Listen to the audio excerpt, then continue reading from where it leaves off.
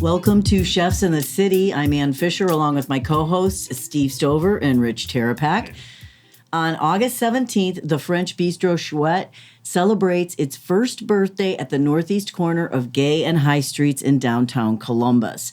Conceived by developer Jeff Edwards in collaboration with the hospitality company MakeReady, Chouette already has distinguished itself as the only American establishment to be granted the world's French restaurant certification by the French Association of Master Restaurateurs. Yes, we're going to talk about that.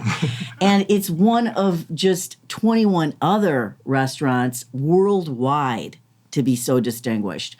Joining us to talk about the making of an authentic French bistro in the heart of the Midwest is Chef Jacques Sorci. He is Director of Culinary for MakeReady at Chouette. Welcome to Chefs in the City. Thank you.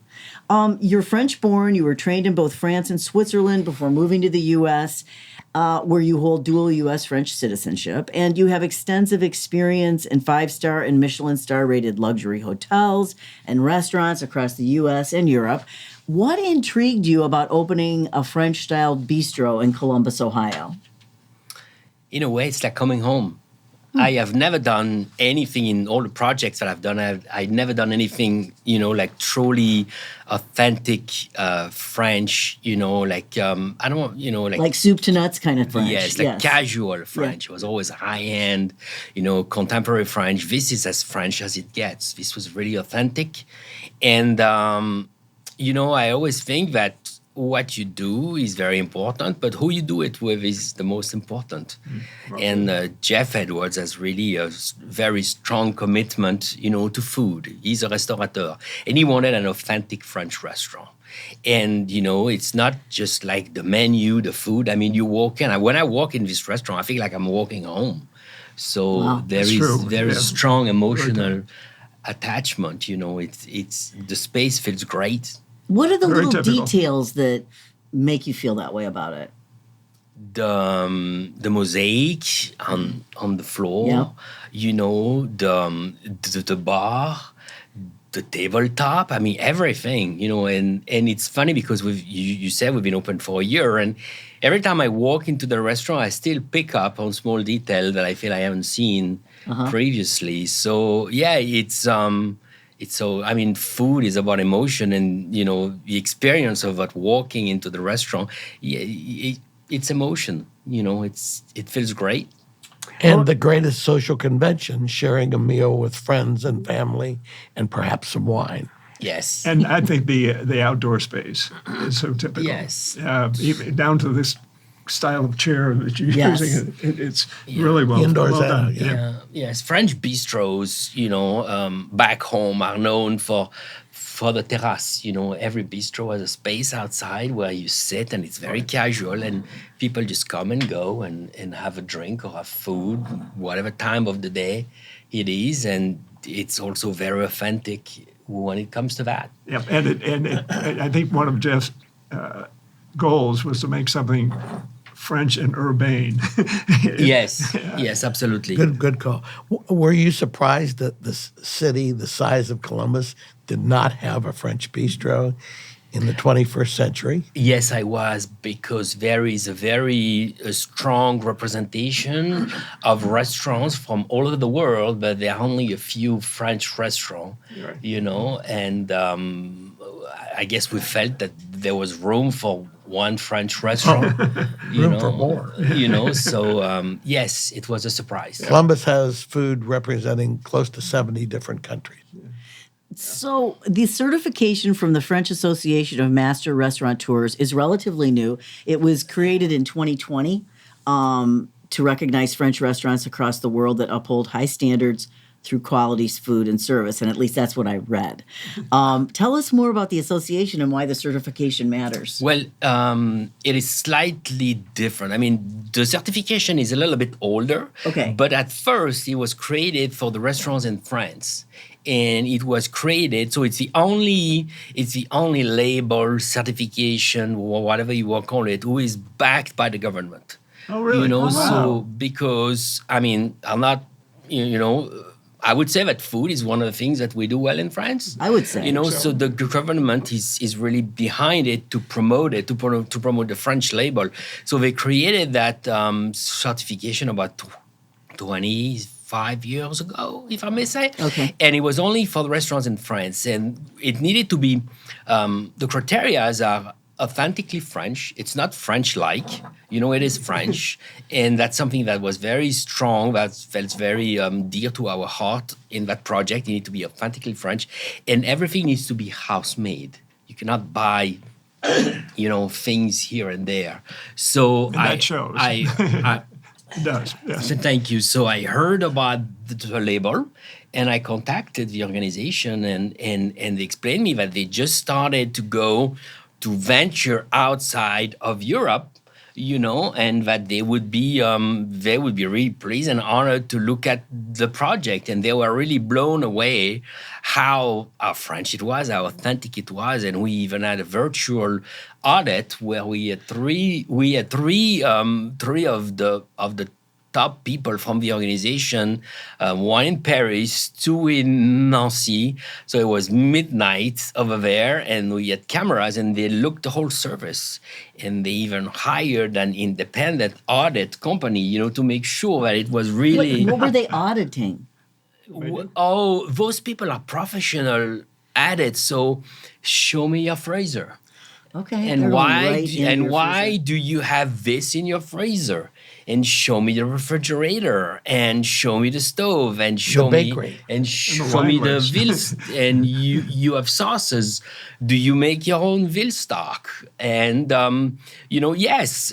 Where is it? So go on the stove, and he says it's right here. Pretty rigorous. So yes. Wow. And these are not these. Like I said, these are professional auditors, so they really knew where to look. Yeah.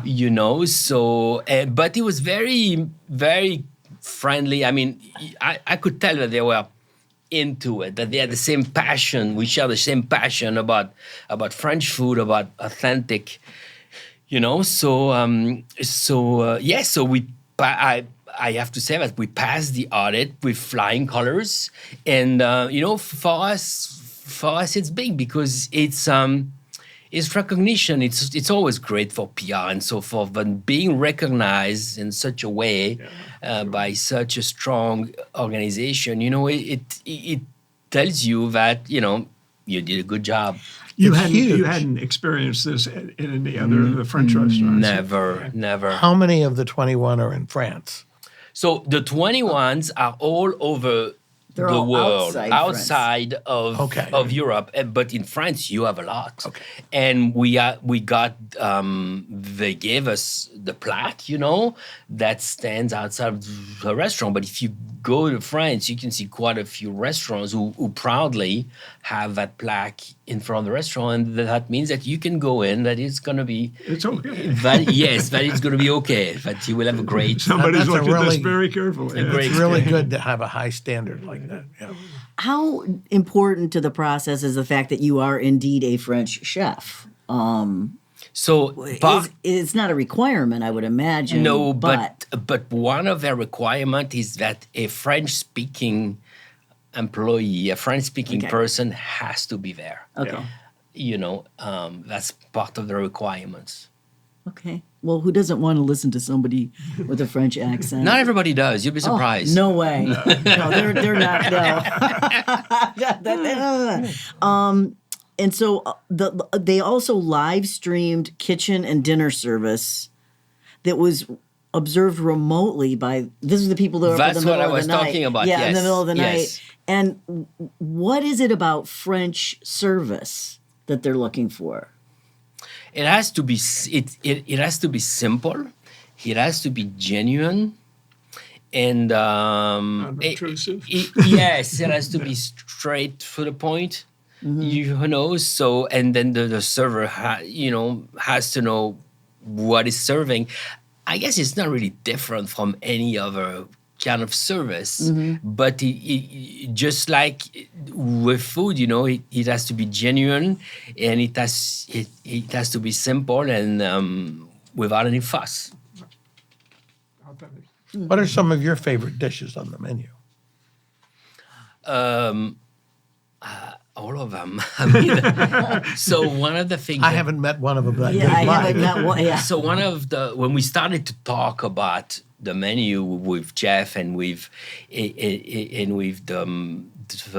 my colleagues at MakeReady, you know, one of the they asked me, "What do you think? You are the French here, you know, you're a French chef," and you know. One of the first things who came up was the French fries, because you have people who are really fussy about things, but they get French fries from the freezer. We make our own French fries, and you might think that it's easy, but it's not so much. Depending on the year, the starch content, you know. Triple fries. You know, yes, Certain kind of potatoes for exactly. starters, right? It took us quite a while to master it, and you know, but it makes a statement. You know, I mean, you have a bowl of French fries, some béarnaise sauce. Life doesn't get any better. No, it does not. Tarte So, Tatin. tarte Tatin. We made a bouillabaisse also. I wanted to put a bouillabaisse because I feel that in a lot of places you have an interpretation of what the bouillabaisse is, but it's not it. Not And authentic. we make a true authentic bouillabaisse, just like you have in Cassis. Marseille, exactly, in Cassis. And you know, with everything that we do, everything has to be authentic. So yes, a bouillabaisse. We have a beautiful steak program where we have escargot. I guess we have dishes who are very emblematic of what French food is Coq au vin. about. Coq au vin, Oh, you yeah. know. It so- felt good to look at the menu and see how much was familiar. If you've gone, if you've been to France, there was nothing. Yeah, they got it. They got the Yeah. I've heard of this, and it's not Yes. as intimidating Well, as that was I think a lot of people would think it would be. That was important as well. We wanted to make sure that people would recognize every dish on the menu and did not wonder, what is this? So there's nothing intimidating. intimidating. That was very important as well. Well, I've probably been to France a dozen times. I'm a Francophile, but I went in thinking it might be corporate because it was a corporate creation, and that's the thing that blew me away is that everything is so authentic and real, and And there's only going to be one chouette. yeah. That I cannot Okay. speak to, but I will. But because I really don't know. Yeah. But to your point of corporate, you know, corporations are made of people, and in MakeReady is really food and beverage centered. And you know, where a lot of hotel companies see food and beverage as evil, as you know, something where you as a liability, where you have Bad margins, But if it goes exactly, bad, spoils. MakeReady is really focused on food and beverage. So that's a project that we wanted to jump on and But be you part of. were central in making this happen. I guess, you know, I don't want to say I was central. I was one of the key person, associated with the project. There's quite a few people behind the scene who worked on everything that you see on the table, you know, making sure that the table top and the wine and the service. I mean, there are so many more elements to the project that what you see. And I strictly focus on the food. They asked me a few times, what do you think of this? What do you think of that? And I gave them my opinion. But it's really the result of it's a group effort, you know. So the idea came from Edwards Company's CEO, Jeff Edwards. He was inspired by his own travels. We've seen this at Hank's. We've seen it at Speck. How involved was he? I mean, is this what he wanted, to make something so amazingly authentic that it became recognized? Jeff was not prescriptive, but he was very descriptive in his approach. Interesting distinction. And he told us what he wanted, and then we came up with it, and we showed him and said, "This is, from what you said, this is what we think." And of course, he had input, but he was really a pleasure to work with because he was part of the team. Okay. You know, so. He's a A team regular member. guy. Not, Yes. There's no I in team. That's right. Exactly. Exactly. What have we here in front of us? So we have This, I would say, one of the reasons why I wanted to do that, because this is an interpretation of a dish that we have in France. A very peasant dish was called poireau vinaigrette, where we boiled leeks and then we serve it with a very simple mustard dressing. So the leeks have been roasted, not boiled. And then I made a dressing with hazelnut paste, a little bit rice vinegar, and I also made a crumble, a savory crumble with dried mustard.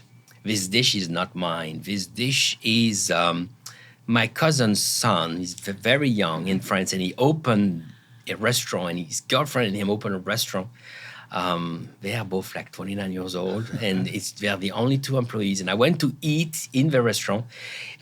He actually just got some recognition from Gourmillon and from Michelin, and I had this, and I was blown away. And I asked him, I called him, and I said, "Do you mind if I put this Steal this? on the menu, and would you give me the recipe?" And of course, he was happy. So he made the recipe, and here it is. So Where's the restaurant? the restaurant is in La Clusaz. It's in the Alps.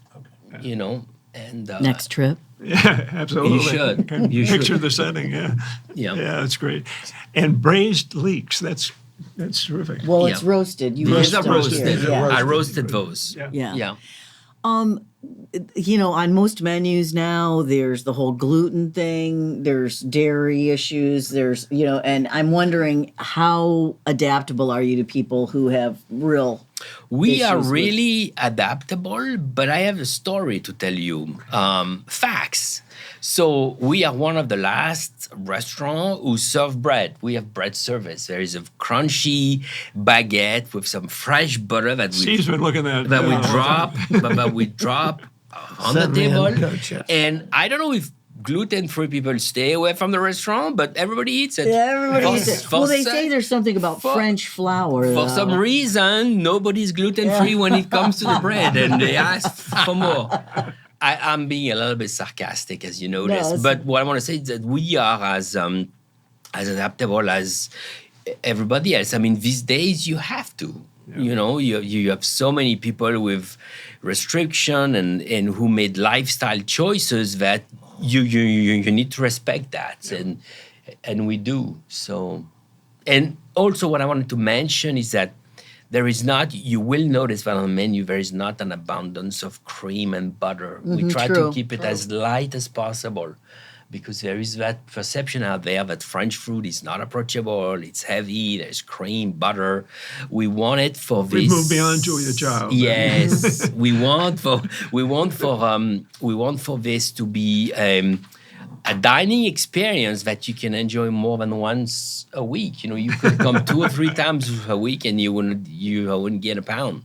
You know, and you mentioned Julia Child and the recipe, the chocolate mousse recipe is hers. Oh, good. Yes, You've made it's her that. recipe. I made it. Yeah. So Did it have a little hint of sea salt? we put a little bit of sea salt on top. Yes, The bread I is remember these which was details. not part of our recipe. No, that's not, yeah. but punches it up. Yes. Yeah.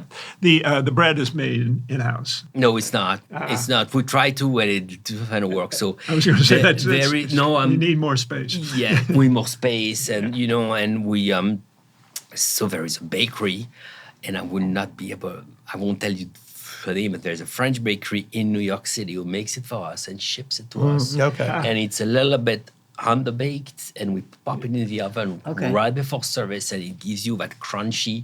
You know, I mean, we tasted it's so quite authentic, yeah. exactly. We tasted quite a few. That was the best one. Yeah. It's one of my favorites at the Could you talk about your tarte tatin? My tarte Tatin. So it's What I loved was the apple confit. That was very unusual. yes. So my prior assignment before being here was at the Rainbow Room in New York City. I was executive chef of the Rainbow Room, and my pastry chef over there is a young Moroccan girl who is just amazing. And I wanted to do a tarte tatin, but same thing. We didn't want to be too too heavy and so forth. And that's what she came up with. So we bake the apple, separately, and then we bake the puff dough separately, and then we assemble it, and it came out beautifully. It's the top seller Good technique. on the menu. But that's Never seen it like that anywhere So you else. bake them hers. both separately, and then you bake them to. no, and then You we just assemble it. assemble Just Yeah. assemble it. We Okay. just assemble it. So Yeah, it you know keeps it when crisp and fluffy, when you yeah. bake a tart, there's always a struggle. Or will the fruit be cooked? Will the dough be cooked at the same time? There's Right. always Well, that is it gonna So get too soggy? you Is it- yeah. exactly. So you eliminate that, and it's working out beautifully. I think from all the dessert, that's going to be the one who's going to stay, Yeah. because it's just it's just. Oh, yeah. Our guests enjoy it. It's Yeah, unusual, too. It's unusual. We have a yes. good friend whose son is probably one of the best bakers in Central Ohio or state of the Midwest. Jim Boudreaux's. Pistachio. Yes. Pistachio Vera is the place. And after he came back raving about the tarte really? tatin, yeah. and he eats a lot of pastry. Right. He knows it from others. What do you think about, speaking of menu changes, so as you're coming up on your first year anniversary, I'm not sure what triggers. Sometimes for some places it's the season and so forth. So the seasonality is really important. This last year, we tried to work out all the kinks, and we looked at the menu every 60 days to give each dish, some time and so forth. And we've taken out dishes that were not as well received as others, and we are to the point now where every dish is really enjoyed. So seasonality is really important, and we'd like to introduce new dishes for people to try, so we will do that in the fall. That's what keeps Oh, it. okay. You're going to start in the fall. Yeah. Is there anything you did this summer? We haven't been in this summer. I've been in 3 times. So interestingly enough, so when before we opened, Jeff was really strong on having a pasta on the menu. And I told him, I said, Jeff, pasta is not French. And he's like, you'll see, Columbus, and just make it French. So we've had a pasta on the menu since we opened, and it's one of the top sellers. So we do How So did it there's- pass muster with the? They were really impressed because all the elements were French. I tried to make it not Italian, so there's no tomato sauce or Yeah. anything. But it's a, what is Describe it? it. so it's a very simple pasta, and we put a little bit of beurre blanc, and we serve it with butter poached lobster, and we shave truffle all over the top. Okay, Fred. And Never mind. so What could I'm go wrong? starving. Works for me. and it's working out great. Yeah. So every season we adapt it. What's coming up in the fall? What's coming up in the fall? We were actually talking about cassoulet. Oh, wow. right. Favorites. Yeah. We'll bring Boudreaux in. For Yeah. dessert, we are talking about a Napoleon because Oh, boy. it's also French. It might be a lobster bisque because everybody enjoys a lobster bisque. Everybody likes the Gotta have All the 3 best. would be great, Yeah. yeah. So we are at the development stage. So Cassoulet is a nice it's not winter dish. set in stone, but these are the dishes that are on the table as we speak. Well, we're basically out of time, and I just want to Yeah, plug sure, one sure. thing that Yeah. it's unusual that I saw on the essentially the times you're open. It's unusual to have, and it's attractive to all of us who may eat a little earlier, not us, but others, that you have happy hour Yes. every day you're open. Yes, we do. is that French? We make it fun. It is but in all truthness, French people are very set on the meal period, and we don't really eat in between meal. But some people like to dine a little bit early, and we have in French what we call l'apéro. And before dinner or before lunch, everybody goes to the bar and has a drink, a grown-up drink, and has a little bite to it with it. So I guess it's our interpretation of that. and it's very well received. We're gonna try it We're out going to soon. be there. We'll be there soon. You remind me of the time I got kind of stranded by myself in Bordeaux for a day or two, and I don't speak French. And they tried to tell me when I was ordering my dinner, they said, "Yeah, the rice isn't ready yet." I'm like, "Well, I mean, it's, it's 6 o'clock. I mean, of course." He's like, "Yeah, no, the rice is not ready." I'm like, "Well, I mean, just like but come on, Come back at They 8. bring it, and the rice is it was not ready." So I learned, the hard way. But they did serve me this horrible rice, but the chicken was great. So that's how I learned. Well, that's it for Chefs in the City. Thank you so much for joining us. No, thank you. And Really we've got to appreciate get it. down to Chouette. Yes. Please do. Chouette, We're which actually stands for owl. Yes. Yeah. Or cool, somebody said. It's chouette is the expression of joy. Okay. Which Chouette. also chouette, which also was an interesting play, because when you walk in and you see everything and you have all those, it really appeals to all your senses. You want to say chouette, I'm in a great restaurant. I wanted to ask you something. Speaking of senses, is about the yellow, because I love that mustard yellow that you've chosen as a primary.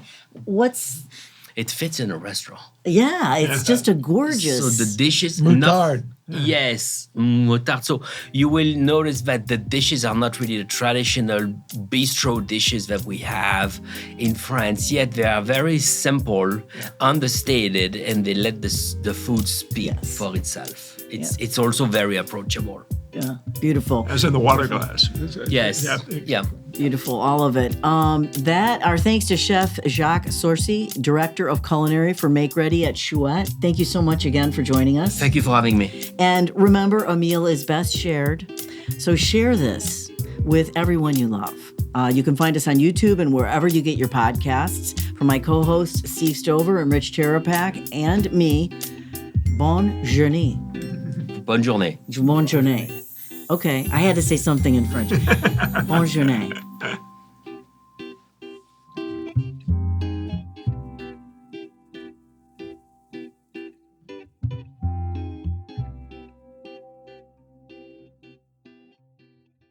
Boxland Media. Think big.